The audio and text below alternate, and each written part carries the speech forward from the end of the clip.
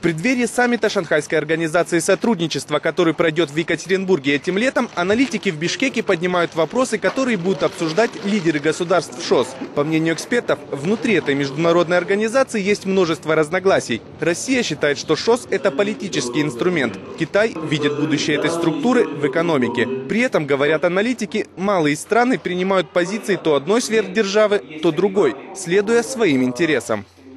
Они реагируют ситуативно. Когда Китай под эгидой ШОС предлагает кредиты, они склонны считать ШОС в большей степени организацией экономического сотрудничества.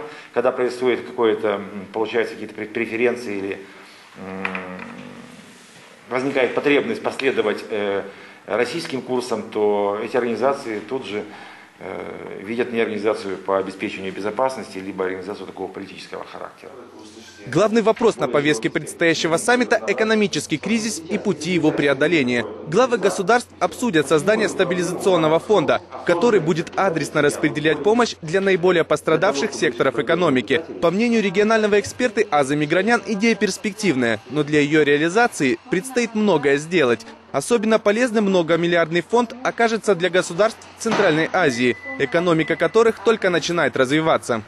Позволит мобилизировать финансовые ресурсы, и когда возникнет возможность траншевого использования по, скажем, образцу МВФ или МБРР для финансирования текущих проблем стран ШОС, это усилит возможности и, конечно же, КПД, то есть отдача от таких инвестиций будет расти. Но это возможно только при одном условии, если их будут правильно применять.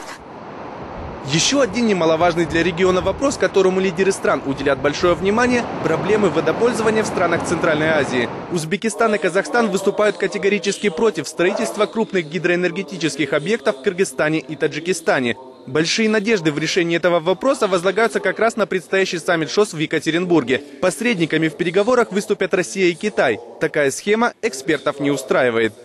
ШОС – это только одна из площадок, на которых эта проблема может обсуждаться. Но решаться все-таки она, наверное, должна в более узком формате.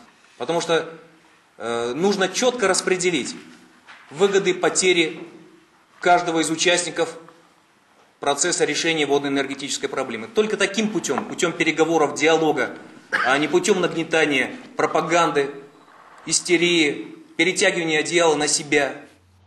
Эксперты считают, что ШОС должна укреплять свои позиции. Сейчас у организации нет четкой цели. После ее определения должен появиться механизм достижения поставленных задач. Иначе развития не будет. По мнению аналитиков, необходимо расширять состав стран-участников. Индия и Пакистан уже выразили свое желание войти в ШОС.